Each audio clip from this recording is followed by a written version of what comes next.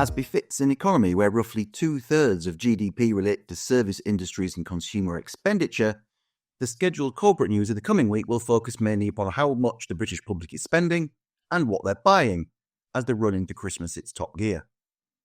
Online greetings cards gifting and experiences seller Moonpig is due to release its first half results on Tuesday the 10th, while electricals retailer Currys will publish its interim results on Thursday the 12th.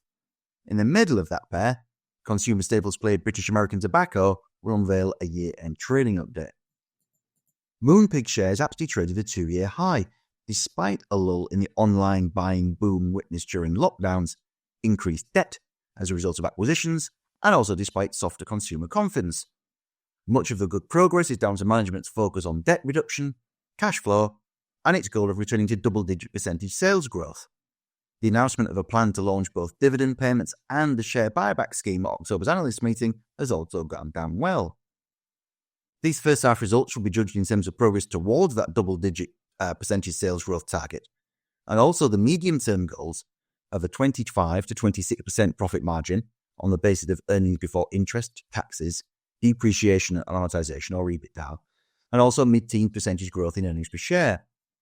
For the full year to April 2025, analysts expect 6% sales growth and a bigger increase in stated pre-tax income to £55 million. That compares to £46 million a year ago. At the first half stage a year ago, just by way of a benchmark, Moonpig reported sales of £152 million and pre-tax income of £19 million.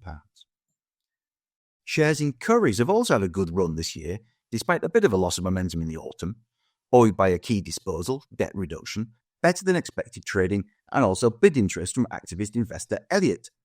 That approach came to nothing in the end, but Currys shares still trade well above the 67p a share offer tabled by Elliott back in the spring.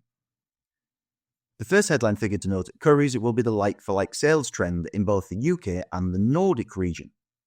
In the first 4 months of fiscal 2025, like-for-like revenues were up by 5% year-on-year in Britain and Ireland, while the Nordic region offered a 2% drop to give a total advance of a 3% gain across the group. After that, attention will move to the headline numbers. For the whole year, Chief Executive Alex Baldrick has guided to growth in profits and cash flow, and the current analyst consensus forecast figures for the year are as follows. Group sales of £8.5 billion, broadly flat on 2024. Adjusted pre-tax profit of £137 million, up from £118 million, and free cash flow of £104 million, up from £82 million. Now, in the first half of the last fiscal year to March 24, note that Currys reported the following by way of the benchmark, although all of these numbers included the Greek business since sold. Group sales of £4.2 billion, an adjusted pre-tax loss of £12 million, and a cash outflow of £10 million. It'll also be interesting to see if Mr. Baldrick makes any comment on analysts' forecast that Currys will return to the dividend list in fiscal 2025 with a payment of 0.5p a share. If that's the case, it may well do so, though, with a final payment of the year, not this interim one.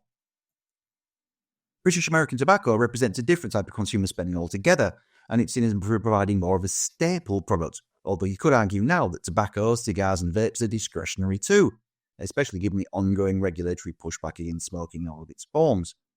Whatever your views on that, the shares are also at a 2-year high, helped by financial results that have seen the firm use cost cuts and price increases to offset falling stick volumes, generate fat profits, and turn out copious cash flow. And that cash flow has in turn funded big dividend payments and share buybacks. BAT has also funded buybacks through selling highly valued assets in India, where the stock market has boomed. According to analyst consensus for 2024 overall, BAT, which owns Pall Mall, Kent, Dunhill and Lucky Strike brands amongst others, is expected to generate total sales of £26.3 billion, including revenues from next-generation products like Vibe, Glow and Views of £3.6 billion, and those figures compare to £27.3 and £3.3 billion respectively last year. And also earnings per share of 360p on an underlying adjusted basis, and that's down from 376p a share a year before. After that, the key will be to watch for any guidance on cash flow and how BAT plans to allocate it.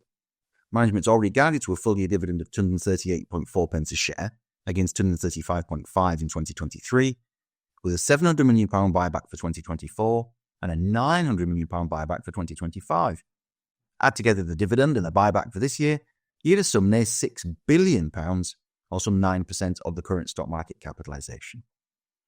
Any definitive commentary on buybacks and dividends may, however, have to wait until the actual full year results for 2024, and they'll be due in February. I hope that you and your families are all in good health and good spirits. Thank you for watching, and I look forward to seeing you again next time.